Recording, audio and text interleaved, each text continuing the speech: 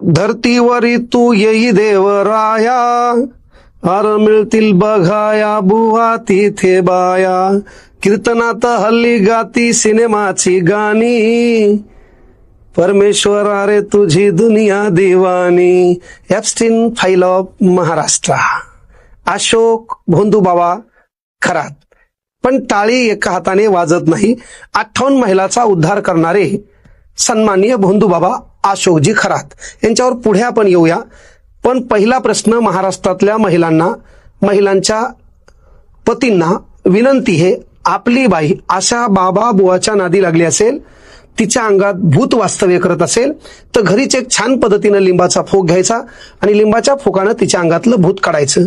पहिला प्रश्न आहे, भूत गरीबाच्याच अंगात कसं काय येते? आपल्या अंगात ब्रँडेड देव का येत नाही? मर्याई नावाचाच देव का येतो ज्याचा फोटो आतापर्यंत भेटला नाही? आणि बाई डपडीच्या अंगावरच झुलती कसं काय? हा फार मोठा प्रश्न आहे. लिंबू पाण्यानं पोट बीट राहत असेल, अंगातले भूत निघत असतील, ताप बीप गायब होत असेल तर मग डॉक्टर ही कन्सेप्ट अंधश्रद्धा आहे का? हा फार मोठा प्रश्न आहे. म्हणून तमाम महिला वर्गांना विनंती, अशा भोंदूबाबाच्या नादी लागू नका. रस्त्याच्या चौकात गावाच्या कोपऱ्यामध्ये कुठंतरी हातात संविधान घेऊन असं बोट करून आपला बाप उभा आहे, तो खरा तुमचा उद्धार करताय. त्या बापाचं नाव आहे डॉक्टर बाबासाहेब आंबेडकर. एकदा हिंदू कोडबिल वाचा.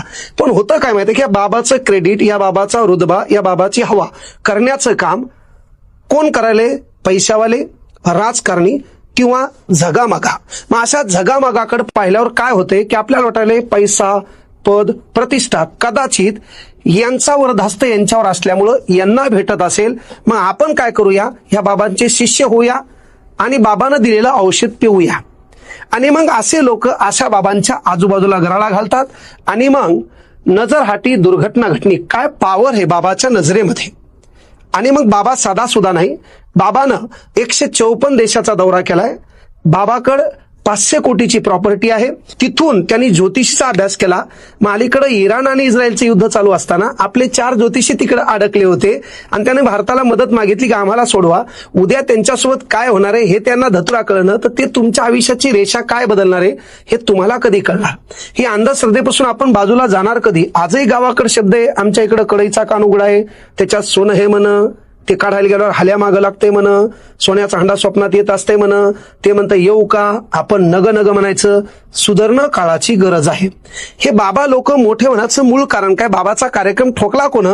तर तो नीरज जाधवनं. त्यानं 5 कोटी रुपये मागितले, यानं दिले नाही आणि म्हणून त्यानं जे व्हिडिओ याचे शूट केले होते ते बाहेर काढले.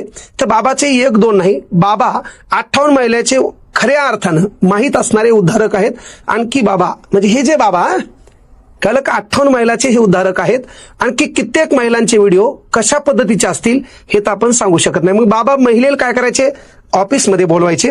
ऑफिसमध्ये बोलवल्याच्या नंतर हे बाबाचं छान पद्धतीनं ऑफिस आहे. या ठिकाणी बाबाच्या या ग्लासमध्ये थोडंफार थम्सअप असायचं. त्यानंतर बाबा महिलेला तिकडे तोंड करून उभं करायचे, तिच्या डोक्यावर मगा ठेवायचे आणि इकडून बाबा काय करायचे तर बढियापैकी त्या ठिकाणी त्या ग्लासमध्ये स्वतःच्या बॉडीतलं थम्सअप टाकायचे. ते थम्सअप म्हणत कसं तरी काय कडू लागायचं. त्याच्यानंतर ते थम्सअप पाजायचे म्हण, पेढा खाऊ घालायचे आणि कानात म्हणायचे तू राधा आहे मी कृष्ण आहे. याचा अर्थ बाबाला 16,108चा रेकॉर्ड पार करायचा होता, पण मधातच त्या नीरज जाधवनं कार्यक्रम ठोकला.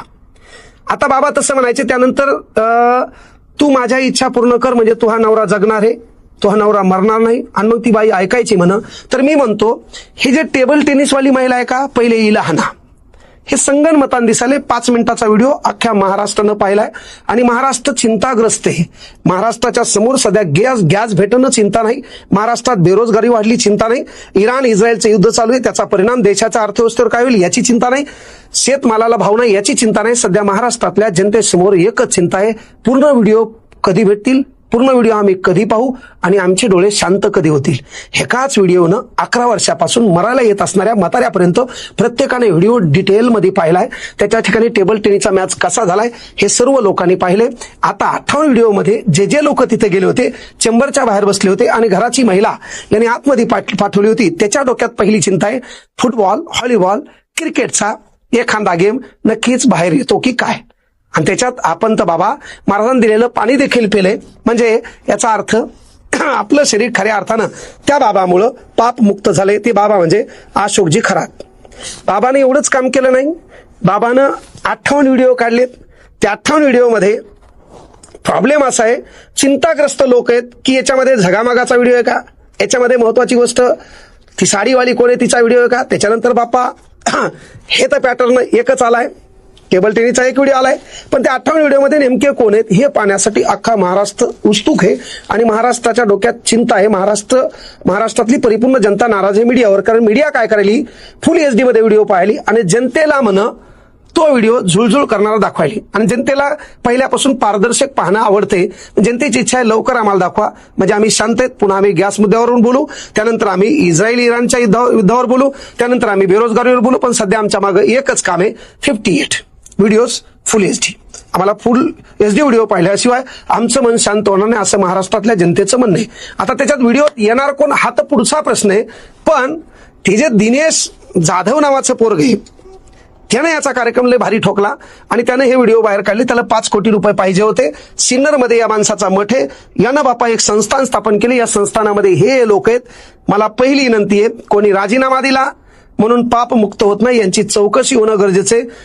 केवळ SIT नाही, तर यांनी कोणा लोकांना तिथं नेलंय, कोणाचा व्हिडिओ आहे.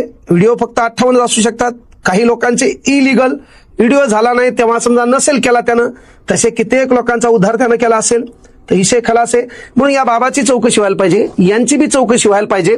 आणि केवळ चौकशी नाही, 154 देशाचा दौरा, याच्याकडे असणारी प्रॉपर्टी, याच्या संगतीत कोण कोण आहे कळलं का.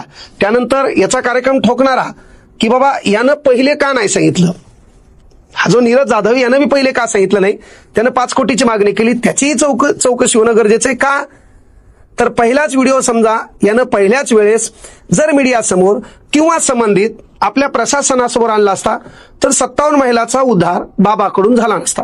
आता 57 महिलांमध्ये एकच महिला आहे का 57 वेगवेगळ्या आहेत, हे बी पुढे महाराष्ट्राला आणखी पाहायचंय.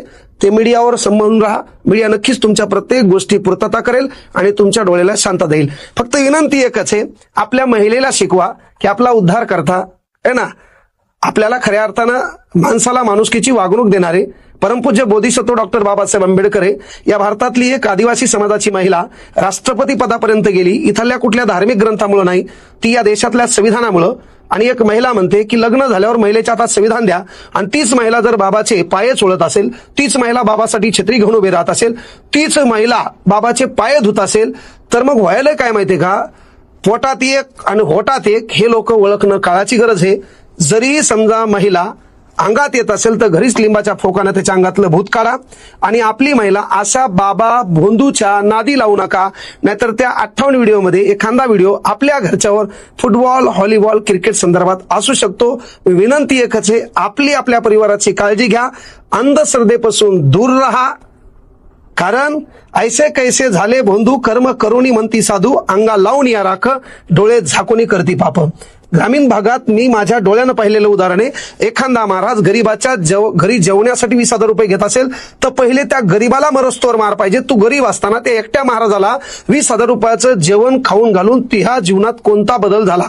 म्हणून आपल्या जीवनात बदल करण्यासाठी, आपल्या खऱ्या अर्थानं घराचा विकास करण्यासाठी मेहनत हाच एक त्यामागं खरा मंत्र आहे.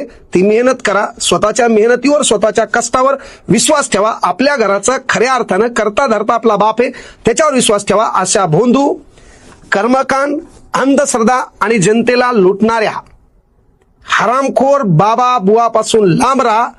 कारण सध्या काळ बिघडलेला आहे आणि हे टार्गेट करायले ग्रामीण भागातल्या महिला वर्गांना.